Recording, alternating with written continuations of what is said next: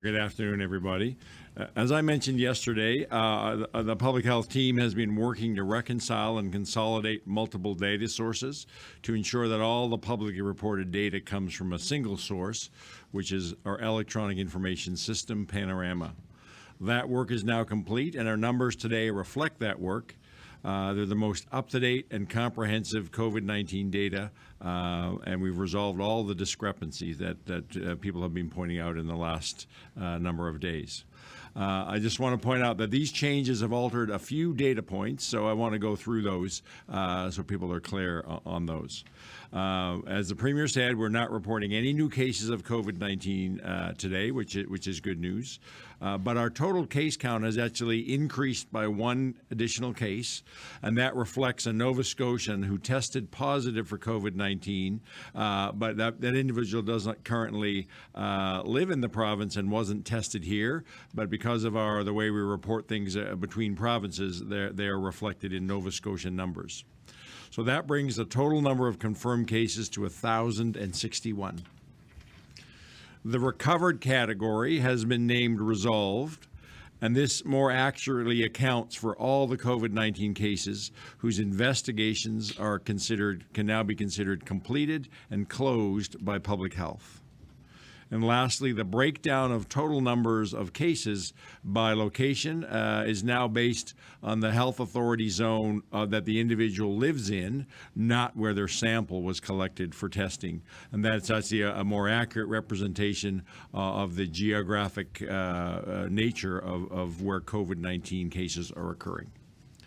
So currently we have 46,668 Nova Scotians who've had negative test results. We have 1,061 positive or cases that are positive for COVID-19. Our total number of deaths is 62, and we now have 994 cases that are considered resolved, and that leaves us with 5 active COVID-19 cases in the province. We have 2 individuals who are currently in hospital, both of those in the intensive care unit. And the QE2 lab yesterday again processed a significant number of tests, 691. And as the Premier said, that I'm pleased to announce that there are no licensed long-term care homes, including Northwood, which have active cases of COVID-19 in either residents or staff. While this is all good news, that our new and active case numbers remain low, we must remain vigilant. We introduced a lot of changes within the last week, and it may take a couple of weeks to ultimately see the impact of that in terms of the epidemiology. So we have to be watching things carefully, and we need to keep our eye very closely on how things are evolving. It's important that we sustain not just for the next couple of weeks, but all the way through this new phase of COVID-19, as certainly through the summer. We need to maintain a strong capacity around testing Nova Scotians, having a low threshold for testing, making sure they have easy access to 811 to get screened, assessment centers, and then maintaining capacity in the lab, as well as the public health capacity to rapidly follow up cases and contacts.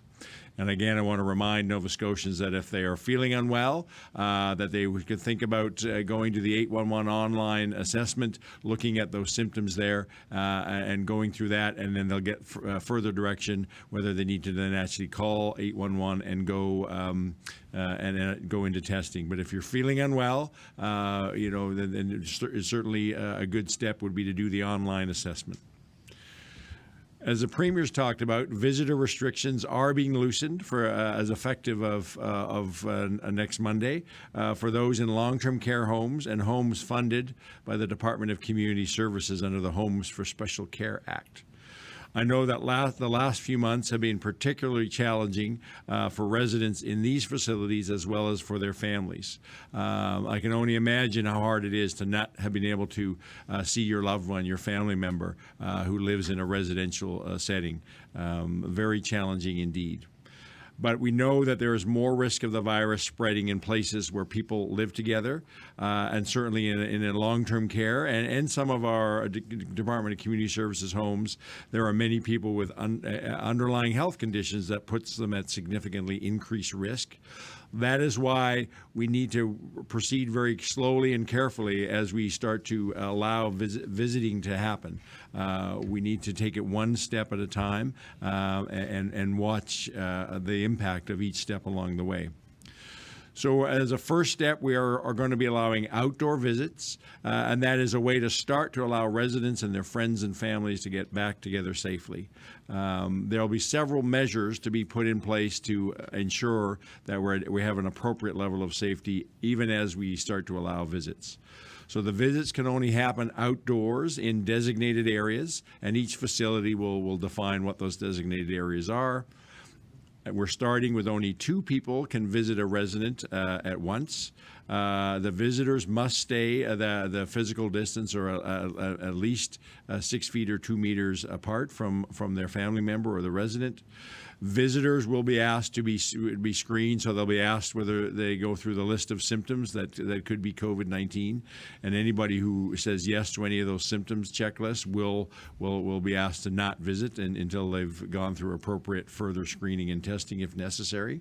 We're also asking that any visitors wear the non-medical mask, and certainly anybody that's sick in any way, feeling unwell, should not even consider going visiting, even if you may have a scheduled visit. It's just too risky.